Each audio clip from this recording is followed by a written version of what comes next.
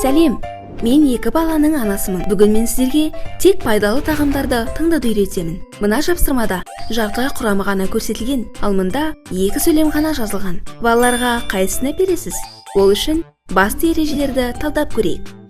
Біріншіден, құрам неғұрлым қысқа болса, соғұрлым жақсы. Екіншіден, алғашқы 3 ингредиент өнімнің 90%-ын құрайды. Егер қант бірінші болып тұрса, онда бұл йогурт емес, десерт. Бірінші орында қант алмастырғыштар көрсетілген, сондықтан сөреге қайтарамыз. Тамаша нұсқа: сүт, ашытқы және жидектер.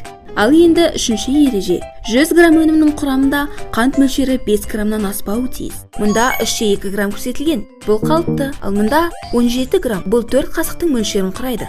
Төртінші ереже: жарамдылық мерзімі 2 жыл. Демек, құрамы толы консерванттар. Нағыз піспен ең көбі 3 аптаға ғана жарамды.